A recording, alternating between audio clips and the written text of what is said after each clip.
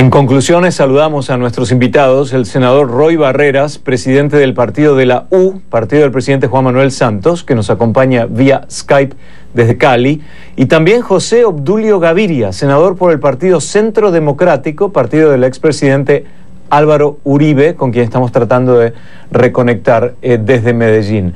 Me gustaría comenzar, senador Barreras, con este punto.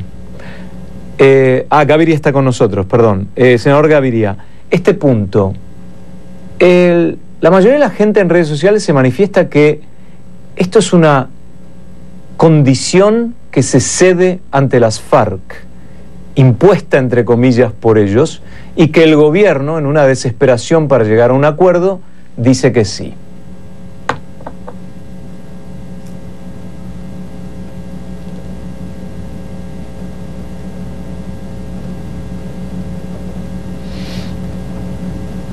A ver, tenemos un problema de audio nuevamente, senador. Le pido disculpas, vamos a tratar de arreglarlo. Estamos tratando de reconectar con el senador Roy Barreras. Y ahora sí, ¿tenemos al senador Gaviria con audio? A ver, señor Gaviria, ¿me escucha? Escucho, sí, señor. Ok, perfecto. ¿Puede contestar mi pregunta? Sí, mire, la declaración del 3 de diciembre del 2013 de las FARC coincide literalmente con la declaración que acaba de hacer el presidente Santos con respecto al tema de la fumigación. Esa política de fumigación es una política de Estado colombiano contra la expansión de los cultivos de drogas, y es tan importante que mire usted lo siguiente. En el periodo 2010-2013 se ha disminuido en un 37% la fumigación con glifosato, y en consecuencia y en esa misma proporción, en 39%, ha aumentado el número de hectáreas cultivadas con coca. Hay hoy 112.000, lo está diciendo la Oficina Especializada de las Naciones Unidas, y había antes 80.000, de manera que la medida de no fumigar, de no destruir este tipo de cultivos, primero genera aumento de las tierras cultivadas, segundo, incrementa en una proporción más o menos del 30% la producción de toneladas de cocaína. Se calcula hoy en 215 toneladas, y además enriquece las arcas de la organización terrorista FARC. Ahora, si vamos al proceso de paz, detrás de esta decisión de hoy, usted particularmente, el pensamiento del Centro Democrático, ¿cuál es? ¿Por qué ahora?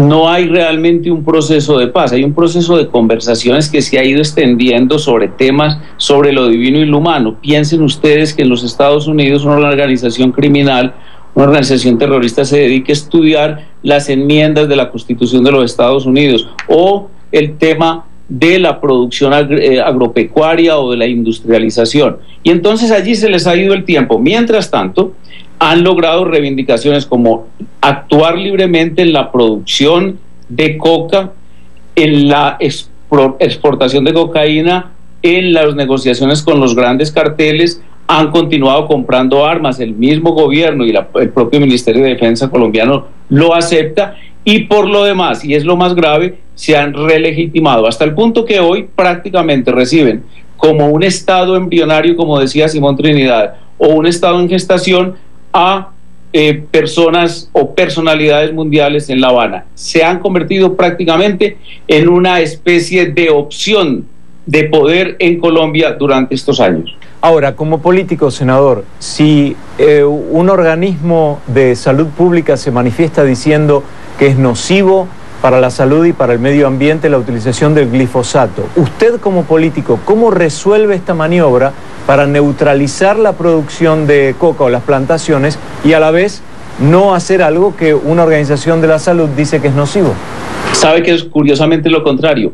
El Instituto Nacional de Salud de Colombia ha dicho que es tan nocivo como, por ejemplo, el uso de celulares, el uso de champú o el comer fritos, productos fritos, que es más o menos la misma condición y la misma peligrosidad para efectos cancerígenos. Retomamos el tema en un segundo, senador. Me refería más al aspecto político para manejarlo desde el punto de vista comunicacional, ¿no? Vamos a incluir en la conversación al senador Roy Barreras, que ahora sí está con nosotros. Senador, buenas noches, gracias.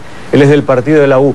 La primera pregunta que tenía es, la mayoría de la gente que se manifiesta sobre la decisión del gobierno reciente de 7 votos contra 1 de suspender las fumigaciones con este químico, dicen que cede a los deseos y a las necesidades del grupo terrorista. ¿Cómo usted justifica esta decisión para tranquilizar a ese grupo de votantes? Bueno, primero un saludo muy especial a todos los televidentes de CNN. Quiero primero dejar claro que este no es un asunto que tenga nada que ver con el diálogo de paz ni con las FARC. Es una manera absolutamente torcida de enfocar el debate. El asunto del uso del glifosato y el cuestionamiento médico y tóxico, le quiero decir, yo soy médico y por eso puedo hablarle con propiedad sobre el asunto, es un debate que lleva un cuarto de siglo.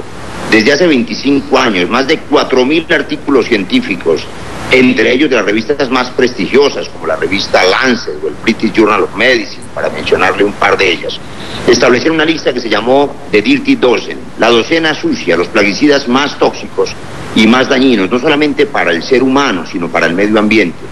Por supuesto que el glifosato hace daño, por supuesto que tiene otros usos comerciales, como madurante de ciertos alimentos en dosis mínimas, pero aún así, la única justificación de su uso es para incrementar las ganancias en la medida en que el tiempo de producción de estos productos agrícolas se disminuye. No tiene ninguna justificación usar un veneno en el consumo de la alimentación humana. Y cuando estamos hablando además de la fumigación masiva, de la aspersión aérea incontrolada, el glifosato no solamente daña a los seres humanos, sino que daña los cultivos de pancoger, los cultivos de los campesinos, por lo tanto causa mayor desplazamiento, destrucción de las cosechas y por esa vía nueva tala de bosques, porque traslada los cultivos ilegales a otros lugares. Y como si fuera poco, para decirlo con plena verdad, es un instrumento que ha fracasado en la guerra contra las drogas. La guerra contra las drogas, que es muy cuestionado hoy en el mundo, inclusive en los Estados Unidos, y que todas las voces de la academia sensatas reclaman un cambio de enfoque, hoy sabemos que se trata de intervenir el mercado de oferta y demanda y de establecer el asunto del uso de estas sustancias como un problema de salud pública y no como un problema de política criminal. Es lo que está pasando allá en los Estados Unidos con la marihuana. Hace 30 años era el demonio, hoy es una sustancia que empieza a despenalizarse, inclusive para uso recreativo. Yo soy padre de familia y como médico no quiero que mis hijos consuman ni alcohol, ni tabaco, ni marihuana, pero son drogas todas ellas y son un problema de salud pública. No se resuelve el asunto fumigando los campos de caña con los que se hace el alcohol, ni fumigando los campos de arroz con los Senador, que se hace ¿usted se refiere a la fumigación aérea o fumigación manual también en tierra? No, a la fumigación aérea, por supuesto, que es la que mayor daño hace y la que más se ha utilizado en los campos y bosques colombianos. No ha servido para detener el problema del narcotráfico en el mundo. Y por supuesto, pongo de nuevo este ejemplo, es como si fumigáramos con pesticidas los cultivos de caña para evitar el consumo de alcohol o los cultivos de arroz para evitar el consumo de bebidas y licores japoneses. No tiene sentido tratar de controlar el consumo de estas sustancias como un asunto de guerra criminal cuando es un asunto de salud pública. Y reitero, nada tiene que ver con el tema de La Habana. Es un debate de hace 25 años en la comunidad científica y estábamos en mora de evitarle a los ciudadanos, a los campesinos, que los envenenen desde el aire en una guerra inútil que lo único que hace es destruir sus propias cosechas. Senador Gaviria, ¿usted tiene problemas con el tiempo de la manifestación de esta decisión de dejar de fumigar? Es obvio, incluso hay otro indicio que evidencia el asunto. Para ellos es angelical mientras sea para fumigar productos de consumo, como el arroz, el sorgo, la soya. 92% de ese producto se utiliza para esos efectos en Colombia y ese no acaban de prohibir, seguirá usándose, tiene nombre comercial, Tordón, pero para la erradicación de la coca es demoníaco. Y esa declaración coincide exactamente con la insistente exigencia de las FARC desde el 3 de diciembre del 2013 en documento oficial de ellos para terminar definitivamente con ese tipo de fumigación que erradica la coca. La coca es el líquido que alimenta y calma la sed de armas y de dinero a las FARC. La coca es el combustible que mueve a las FARC. Vamos a ver qué dice el senador Barreras con respecto a ese comentario, senador. Porque, déjeme terminar la pregunta, porque particularmente hagamos hincapié en el momento de la decisión. Usted dice que las conversaciones de La Habana no tienen nada que ver, pero me imagino que políticamente se habrá hablado del momento, ¿o no? Mire, hace más de 6 años, cuando ni siquiera se imaginaban estas conversaciones, ya se hizo un debate público en el Congreso y entre los académicos para prohibir el uso del glifosato de manera masiva.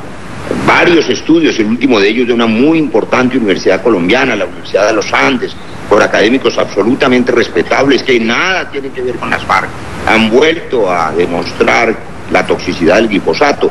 Y digámosle la verdad a los televidentes, por supuesto que aquí nadie ha dicho que el glifosato es inocuo como madurante para el tomate o para la caña. También hace daño. Acabo de decir incluso que la única justificación para esos madurantes es recortar el tiempo de los cultivos para que los cultivadores ganen más dinero y lo hagan más pronto. Pero nada tiene que hacer en la alimentación humana un pesticida. Pongo este ejemplo elemental. También tiene que ver con la dosis. Y es que es simple el asunto. Si nosotros usáramos insecticida casero, pero en lugar de usarlo contra los mosquitos de la casa, fumigáramos con avionetas nuestras casas y nuestras fincas y nuestros campos, con galones y litros y miles de litros de insecticida, haríamos un daño ecológico enorme. De manera que hay un asunto que tiene que ver con la dosis. La fumigación masiva de un veneno hace daño. Si no, pregúntele a millones de campesinos colombianos que son desplazados porque se destruyen. Me pregunto si habrá una reparación para esos campesinos, pero quiero ir al senador Gaviria. Su cultivo de papa, su cultivo de yuca. Quiero preguntarle al senador Gaviria, hay muchos tweets también que hablan, de hecho dicen que la suspensión de la fumigación es un arma de doble filo, dicen, pero a la vez insisten en que atenta contra la vida y el planeta y debe ser suspendido ya. ¿Cómo le hablaría a esa gente que dice con tanto énfasis esa idea? Evidentemente, atenta contra la vida del planeta, que la suspensión o la disminución, porque apenas a partir de hoy se suspende, la disminución del 39% de la fumigación con glifosato produjo un incremento de 60.000 hectáreas en el año 2014, destruidas para la humanidad. Estamos hablando de selva amazónica, estamos hablando de bosque húmedo tropical. Esas son las tierras que ellos están utilizando, particularmente las FARC. Les recuerdo lo siguiente: Colombia hizo un acuerdo durante el gobierno del presidente Uribe con el presidente Correa para dejar un área de protección de 10 kilómetros desde la frontera hacia adentro del territorio colombiano. Hoy son todos cultivos de coca, El Catatumbo, que está abandonado por este gobierno, prácticamente en manos de las FARC, como unas especies de zonas de reserva campesina. El Catatumbo tiene hoy 6.000 hectáreas sembradas, tenía 300 al terminar el gobierno del presidente Uribe. Esa es la realidad. Aquí estamos hablando de un daño superior, infinito, no solamente contra la estabilidad de un régimen democrático, puesto que ellos, las FARC, atacan al régimen democrático colombiano, por eso son organización terrorista, sino que también es un daño a la humanidad, puesto que están destruyendo la naturaleza. Me quedó en el tintero la pregunta de la reparación para los campesinos, si se va a tener en cuenta o no. Lamentablemente, y le tengo que pedir disculpas al senador Barreras porque la comunicación se cayó, lo intentamos traerlo nuevamente y no tuvimos el tiempo equitativo. Pero tenemos que seguir adelante. Les quiero agradecer a los dos senadores, Roy Barreras, presidente del partido de la U, y también José Obdulio Gaviria, senador por el Partido Centro Democrático. Vamos a una pausa y al volver, Guatemala, ¿problema resuelto?